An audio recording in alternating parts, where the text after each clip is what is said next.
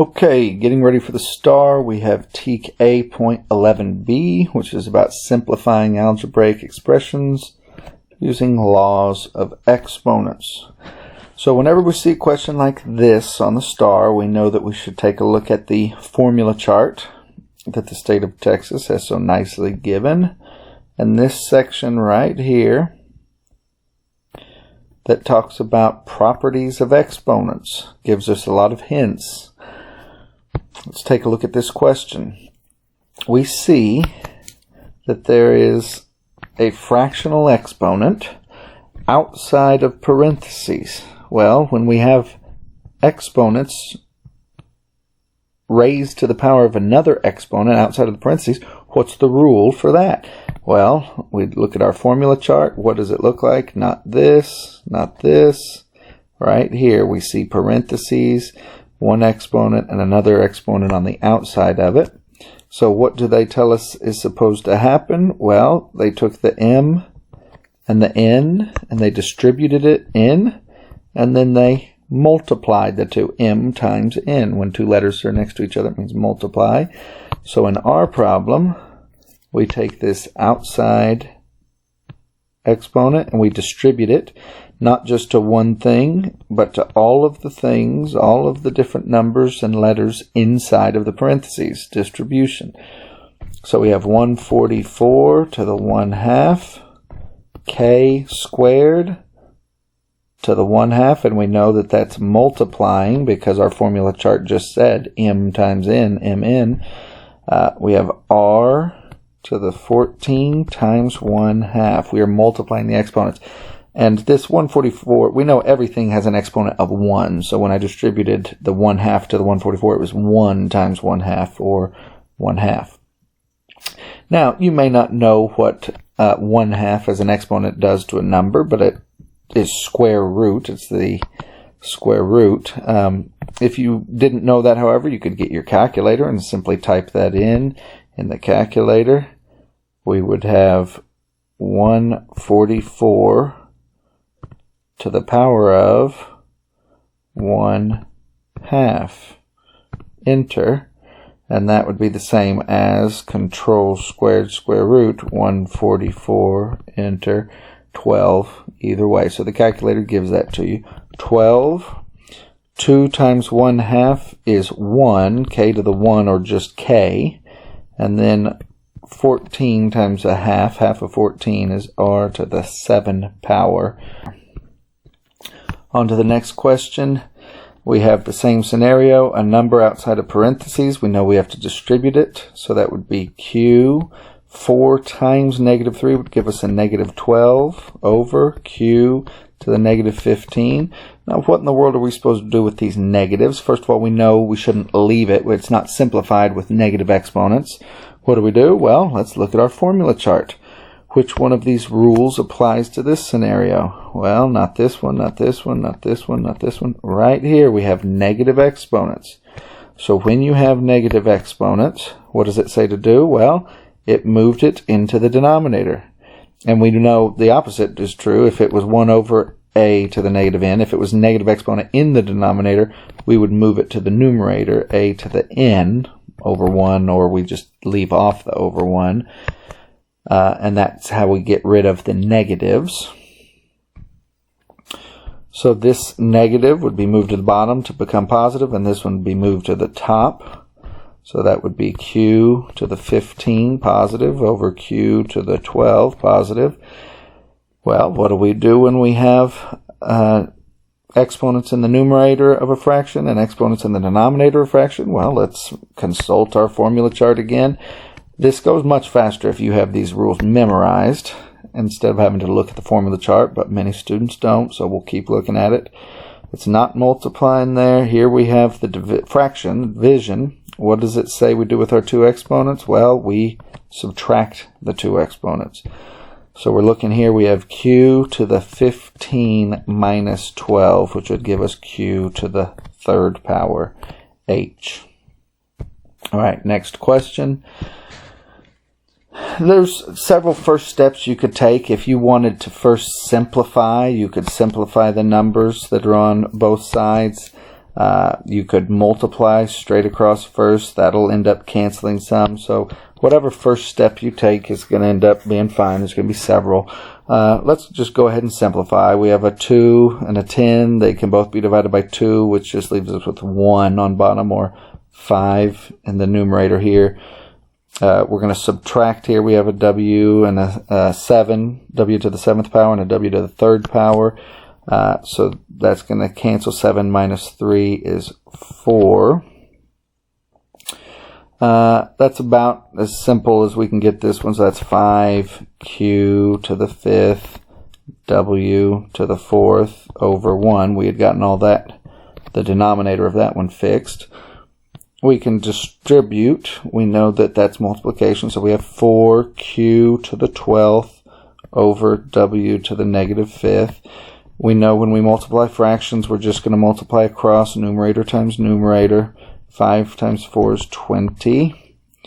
Q to the 5th times q to the 12th. What do we do when we're multiplying? Well, that's this top scenario here. We're multiplying them, so what do we do with the exponents? We add them.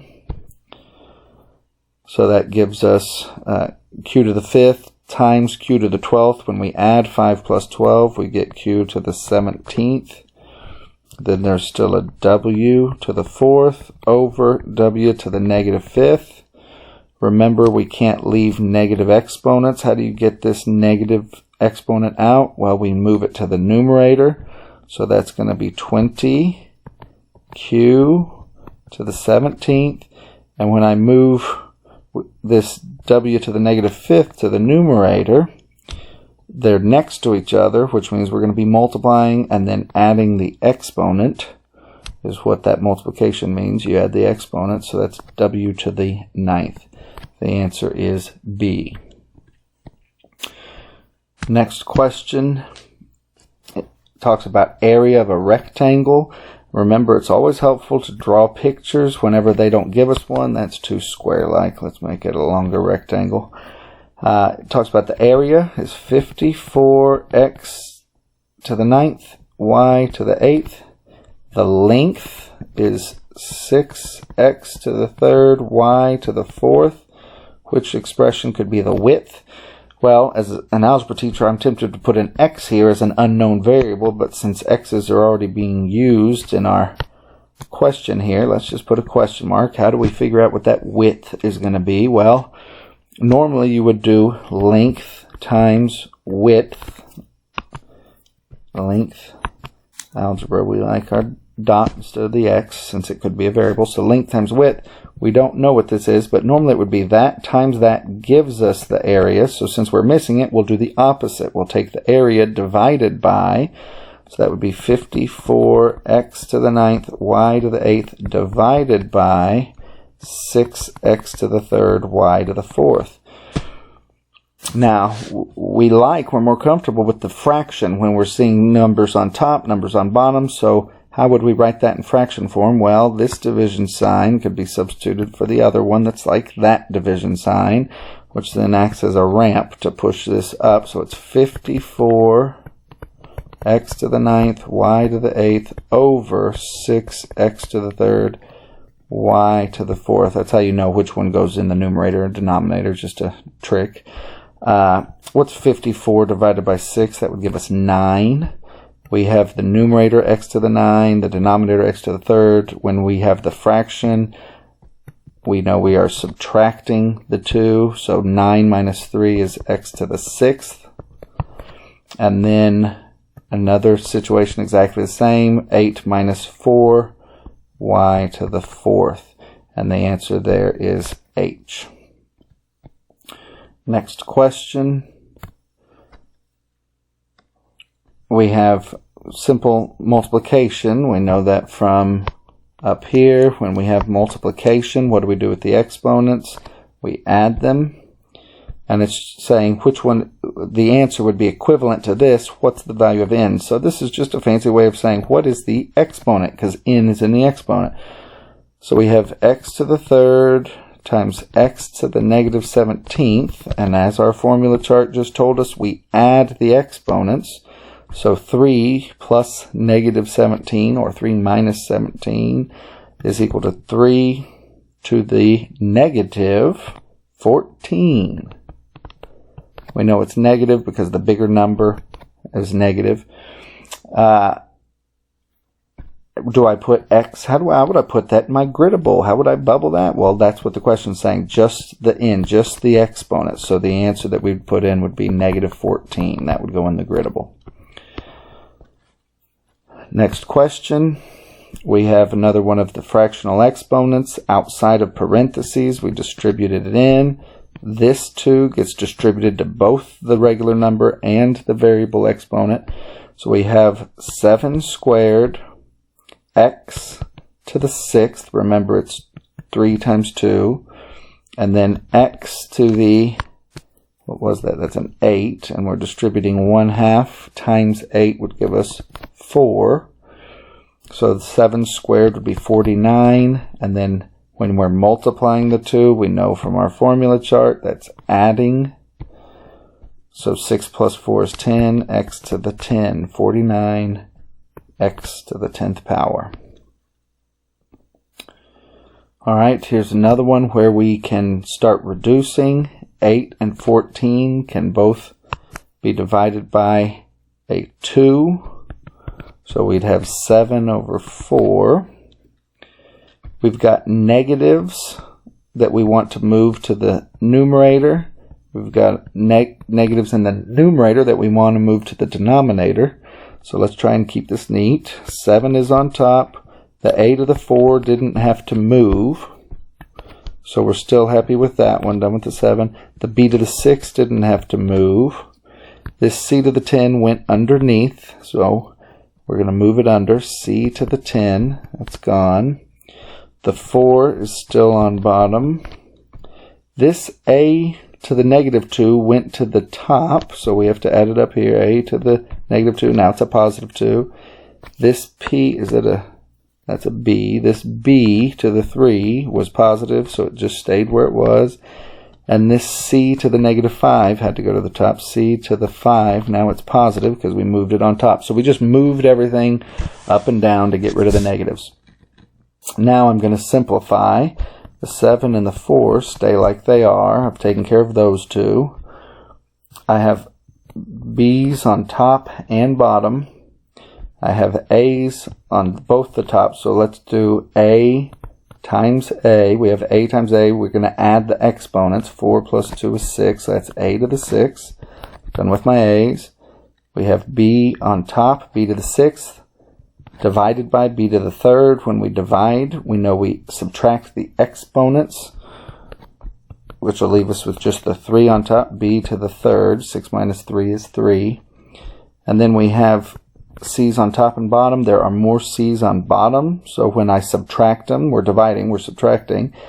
5 takes away 5 that are on bottom. They cancel. We have the 5 left over on bottom. So the answer choice that ends up being correct, 7, a to the 6th, b to the 3rd, all over 4, c to the 5th power. That would be H. Next question is this time talking about a circle. We can draw a picture. It says the radius is 6x to the 9, y to the 5th. The area can be found. Area is equal to pi r squared. What is the area? So we're supposed to find that. The radius is here. That goes for our radius. So area is equal to pi times 6x9, x to the 9th power, y to the 5th power, raised to the power of 2. Well, we know when we have a number outside of the parentheses as an exponent, we distribute it to everything inside. A is equal to pi 6 squared. 9 times 2, we have x to the 18. 5 times 2, we have y to the 10th. Area is equal to 6 squared. We can do that. 6 times itself is 36. Pi we like numbers in front, so we just moved it up in front of the pi. 36 pi x to the 18 y to the 10. The answer would be B. All right, last question. We have another rectangular shape. This time, however, it's a prism, so it's three-dimensional. It's got a width, a length, and a height. What can be used to find the volume? So we should know that volume is equal to length times width times height. So we could draw, it's a rectangular. I keep liking to draw squares. Rectangular prism. We could label length times width times height. I suppose we want to call the height the one going up and the length and width down there. But that's irrelevant. We are plugging in for our equation. One of them is x times x squared y. That's another one of the dimensions. And then times y squared. We're just multiplying all of them. What's the exponent when we're not given one? Well, a 1 is hiding up there. It's assumed. And same with this, y has a 1. So when we're multiplying x times x to the second power, we're adding the exponents. 1 plus 2 is 3. X to the third. And then y times y squared. That's 1 plus 2, which is 3. X to the third, y to the third. That's J. And there you have TEK A.11B about the laws of exponents. Good luck.